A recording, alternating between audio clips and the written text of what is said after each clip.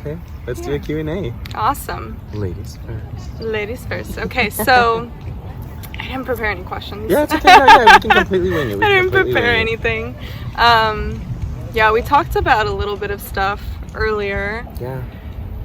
I think that, well, for me, you know, because I see, you know, your social media and everything, it's very about, like, you know, the spirituality and, you know, and, like, not affirming, what's the word? Like, speaking out and, like, manifesting. Like, manifesting yes. and the importance of that. Yeah. And a lot of people I see can kind of get that washed with, like, faith, or say, oh, well, you can't follow Christianity in this, but it kind of goes hand in hand with your faith. Yes. That's how I feel entirely. Yeah, I think that, and this is something that I've seen a lot recently, you know, with new age type stuff and every, you know, religion. Yeah. I think that we're all referencing the same divine creator. Yeah. You know, it's just that it's all being expressed in different ways, but we're all talking about the same God, the same source consciousness, that we're all connected, we're all one. And when you look at any religion at its core, it teaches that we are all one, that you have to love everyone as your brothers and sisters. And what are brothers and sisters? They're your blood. You're connected, right? You come from the same place, right? The same womb. And it's the same with all of us, right? We all come from the same earth, from the same consciousness. We're all sparks of, you know, just God experiencing itself. There you go. You know? That's good. So for a lot of people who get a little bit confused, or they're thinking, you know, you're one way or the other, there's not really one way.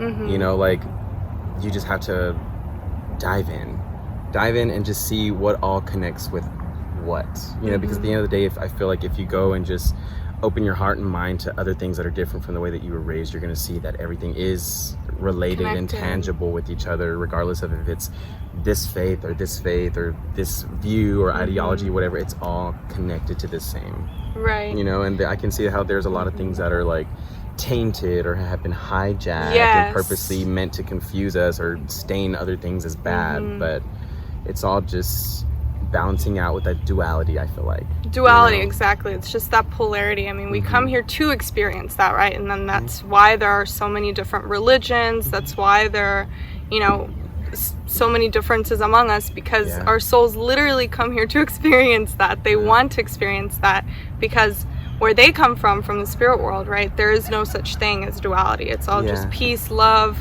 because we are all love, right? Love is the vibration of consciousness.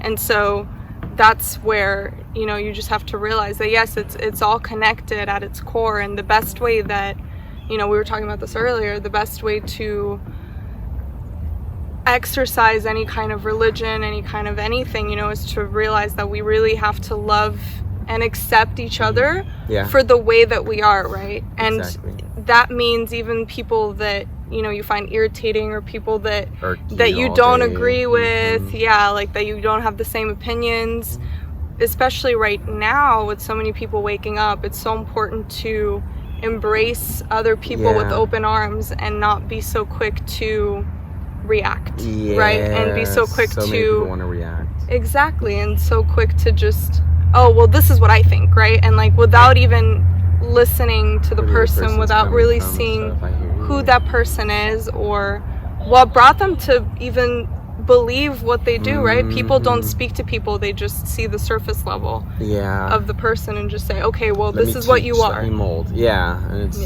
we can't play God like that. You just have to embrace everyone's differences, but realize that we all have more in common than we do differences. For sure. Because everyone's different. You know, and no matter, like, you could sing a song to me and I could repeat it right back to you and it would still be different from you in 100 different ways. You know, so no matter if I try to quote you, like, all the way through, it's like we're just not meant to be that similar. You know, we're meant to be different, but the root of everyone, we're all one. You know, like, we all need to be connected and all push past all these things that were distractions and divisive and come together for what unites us. That way we can collectively be the same. And then imagine, like, like how this energy was, how strong it was, just us two, like meditating and breathing, how good that felt. Imagine like 100 people. Exactly. You know, imagine 1,000 people. Imagine like 10,000 people. Like if we all were on the same page with stuff, we'd get so much accomplished, and we would have this world flourishing. Right. Literally. Flourishing. Exactly. And I think it's part of that too is learning to appreciate people for the way that they are, right? And the way that they think. So even if I disagree and I think, oh, well, you know, I don't agree with this, I can still appreciate because I understand that you are on your own journey. Exactly. And you're experiencing this world through your own lens. Yeah. Right? And by me judging you and by me saying, oh, this and that, I'm creating more suffering for me. Yeah. I'm creating more suffering for you, for those of you that believe in evil eye, right? I'm creating more suffering for you, for other people, you know? So, yeah, I think acceptance is one, but also admiring people for the way that they are, even if it's something you don't agree with, you know, and just recognize, hey, you're on your own journey. Yeah, because at the end of the day, like, we're all beautiful people. Like, even the ones that grind our gears, annoy us beyond belief, if you have opposite political views, you know, but we're still beautiful in every which way, and we need to embrace the beauty more than the uglier things, you know? And like, because for me, like, politics, it only goes so far, you know, but a lot of people like to praise politics like the new religion, and they will never rise above a political talk. They will never dive beyond a Republican or an evangelical or a Christian or the word Trump. Like, these are just words at the end of the day, but there's meaning and purpose in life behind everything that involves all these certain triggers and words and stuff too, you know, so you can't completely dismiss them or the people presenting them. You, like you said, you have to not be so quick to react to what people are saying, but just listen. You know, it's like, okay, let's say I'm anti-establishment or anti-capitalism or whatever, but this person is pro. Instead of saying, I'm not going to hear anything you say, let's just hear because I just want to live in my bubble. Yeah, it's like, let's listen to what you have to say, regardless of if I accept it or agree with it or not. There's still something that we can learn from at the end of the day. And if nothing on politics, we can learn how to be civil. Exactly. You know, there's always something that we can learn out of every encounter with a human being, regardless of how different we are. Because everyone is you pushed out at the end of the day. Yeah. You know, so it's like there are lessons for you to learn from each person, because every interaction that you have, it's not about, oh, this person is that and this person's doing this and it's irritating me. It's, well, why am I reacting this way to that? Because it's a reflection of you, or it's like a perception of you. You're getting angry. It's not this person making you angry, it's you being angry. Right, or so you have to deal with that anger. Yeah. It's all self-manifested. Exactly. No one can make you mad. You allow yourself to get mad at something. Right. Same thing with depression or emotions, like you allow yourself to react that way. Exactly. Yeah. You put it out. Yeah, and whatever you put out is going to come back to you, and people get confused with that. They're just like, oh, but like, there are different ways of everyone is you pushed out. Like, there are different ways that gets expressed. So sometimes I get people asking me, oh, well, there's this toxic person in my life. Does that mean that I'm toxic like them? Are they a reflection of me? Right? And what's happening in that instance is not that this toxic person is reflecting your toxic traits, although it could be. So always be analytical and like look at yourself and think, well, is this reflecting me? But a lot of times what's actually happening is it's reflecting to you what you're allowing in your life. Right? So with manifesting, right, when you're manifesting something, you have to accept only 100% of what your manifestation is, right? So if I'm manifesting, let's say like a relationship, right? And this person comes into my life and they're maybe 60% of what I asked for. Yeah. Right? But that other 40% is missing. So am I going to say, okay, well, you're 60%, so I accept you, right? Or am I going to say, no, you're not 100%, so I'm not going to accept you, right? And it's the same thing with toxic things. It's reflecting back to you, people in your life, right? It's reflecting back to you what you're allowing in your life, right? So it's not reflecting you as the toxic person. It's reflecting, oh, this is what I am allowing in my life, right? Whatever job it is, whatever relationships they are, you know, like a lot of people come to me, they're like, I want to make more spiritual friends. How do I do that? And then I just go, well, who are you hanging out with? Yeah. You know, who do you spend your time with? Because that's a choice. Yeah. Everything is a choice at the end of the day. Sure. If you're still hanging out with the same people that you've been hanging out with, but you want spiritual friends, then you're not allowing spiritual friends into your life, because you're filling up all of that space that those spiritual friends would take up with all these people that you used to hang out with. Or, yeah, things, you know, things like that. So with everyone pushed out, you know, it's like you have to realize what am I allowing in my life also. You know, if it's toxicity, if it's angry people, if it's whatever, you know, if it's division, am I allowing this in my life, right? It's not, am I divisive, which it could be, right? It could still be that. So always take a look at yourself and be like, is this reflecting me, right? Like if you get irritated with people who are late all the time, you know, maybe you're late all the time and that's why you get angry, you know? But there's also things where it's like, well, it's more about allowance and what you're creating in your life through allowing that into your life. Yeah. Wow, that's good stuff. It all makes sense though. It's like, you know, most people are used to settling with everything. The first person that pops up their way, oh, they're cute, or they're nice, or they're sweet, I'll take it. You know, it's like, but let's truly observe, like, is this really what you want? Yeah, and it's okay to, like, you know, feel that way at first, but before you slap a label of like boyfriend or girlfriend or any titles, just go with the flow of things, experience each other's spirits and y'all's, you know, collectivity and see what y'all can get from each other. Because to me, at the same time, I know no one's perfect, but that comes hand in hand with manifesting, like you said, what things can improve your life or what can better yourself. Exactly. You know, like if I'm in a rut all day, staying in the rut tomorrow is not going to fix it. You know, getting out of the rut is going to change my overall circumstances, you know? For sure. But that's good. That's a good little message for everybody. I feel like just never be comfortable or complacent unless you're 100% happy with the way that things are. Exactly. You know, like if you're happy, then, you know, don't complain on anything. And if you don't complain, and if you're complaining about stuff, you're creating unnecessary suffering for yourself, you can fix for it others. all. You know, but don't just talk about it to other people, because now it's making more sense that you're offsetting the energy on other people, and it's gonna, that manifests through other people, and you know, you kind of carry that with you. And I think that's where kind of more of the right-wing perspective comes from, more of the conservative perspective comes from, and why I have more respect for it rather than, you know, liberal perspectives, because it's more about you being yourself, individuality, right? And it's funny because freedom.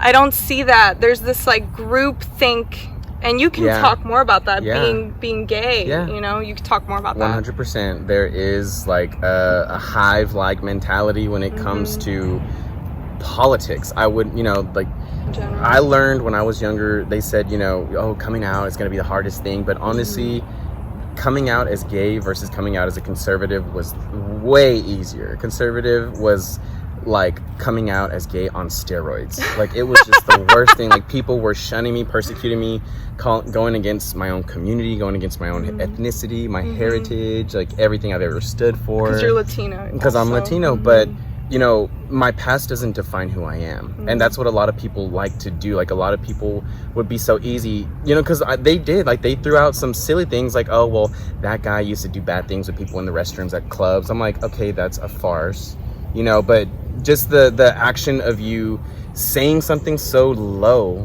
right off the bat to try and stain something about me that's present, it's like, why is that permissible? Right. You know, but at the same time, like, that's a mentality tactic too. Like, look at the leadership that we have in the country, and look at how much of an influence they have on people, and role models, and these keywords that they like to use to trick us up, like inspiration, role model, you know, but and it's really all about, you know, so, it's all about creating this like herd mentality, and anyone that doesn't think like me, you know, they're whatever band, and that goes against what, you know, what we should be doing, which is really coming together, listening to each other. We were just saying, you know, and for me personally, what my experience has been is like speaking to conservatives, speaking to right-wing people.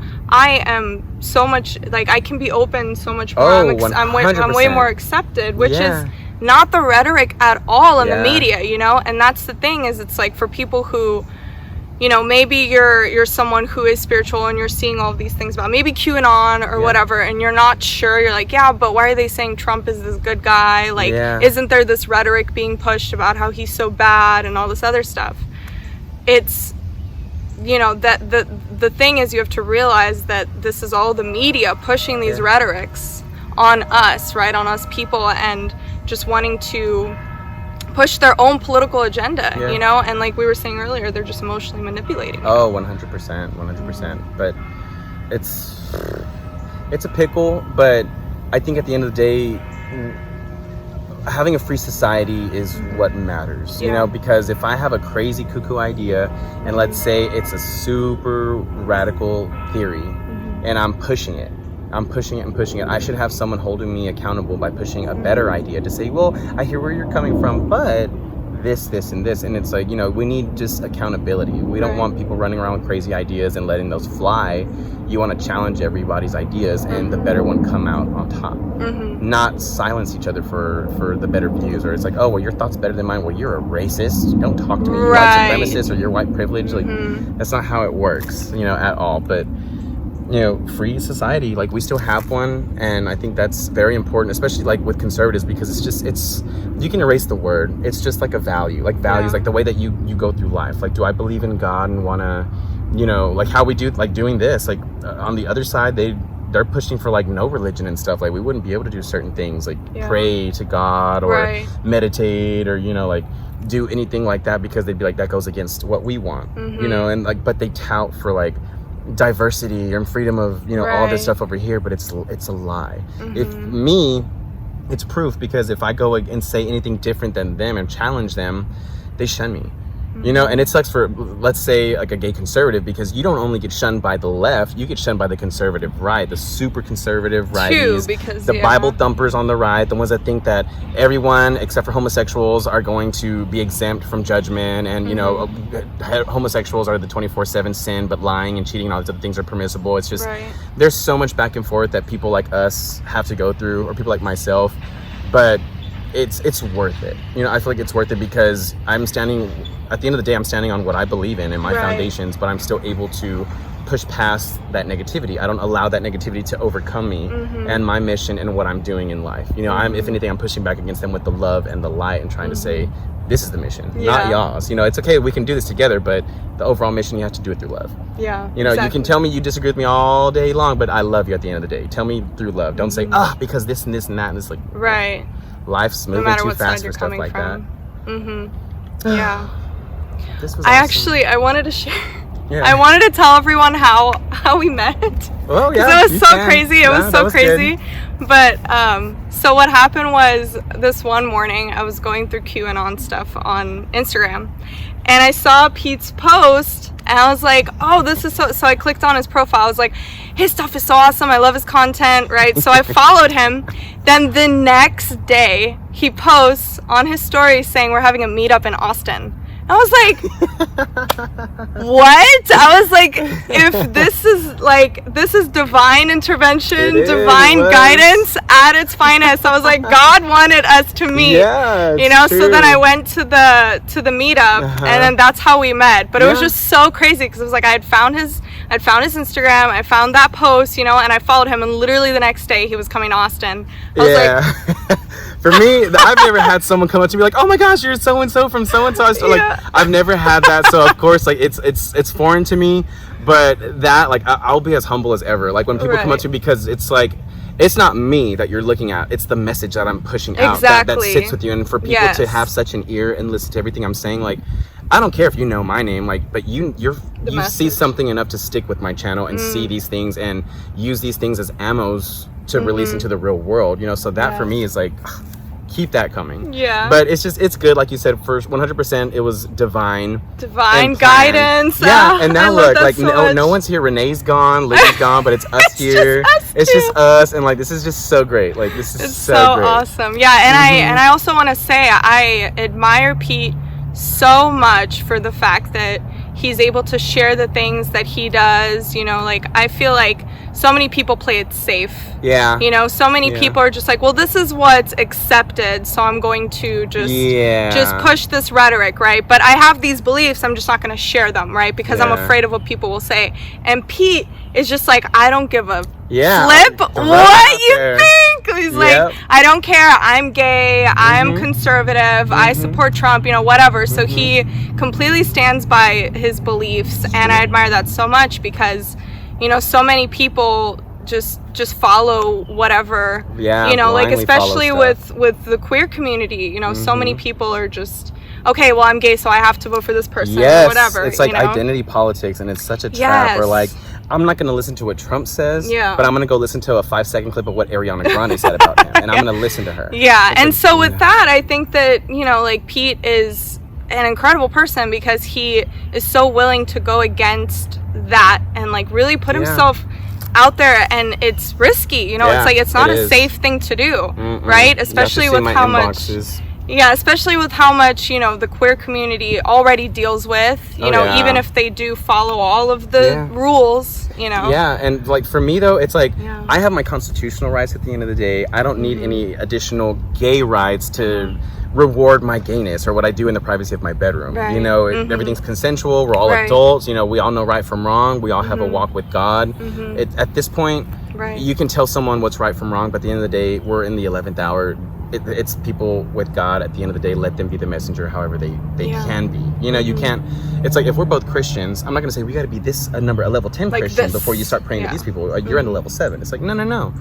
You're a Christian. At the end of the day, that's your walk with Christ. I don't judge you. You don't judge me. Let's go find someone who doesn't know God at all, and let's go talk to that person. Let's go talk to them. You know, and a lot of Christians, they get it so backwards. They're like, well, you say you're a Christian, but it's like, at the end of the day, that's between God and them. If he's saying that he's a Christian and doing this behind closed doors, that's between God and him. You have a mission with God. You go about your way with your mission. Let these people go about their mission.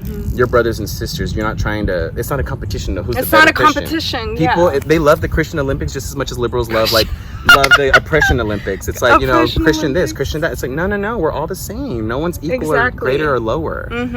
But for now, like, we definitely need to unite now more than ever, regardless of our differences. We can put those differences in a little difference box and pull it out after the election.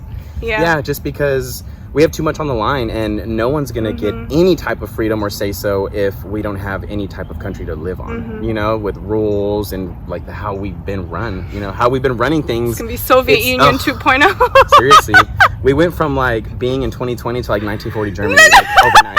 Literally, like we did. It's true, But anyway, Pete's awesome. We're gonna go to the protest, and then you'll see some clips after this. So we love you guys.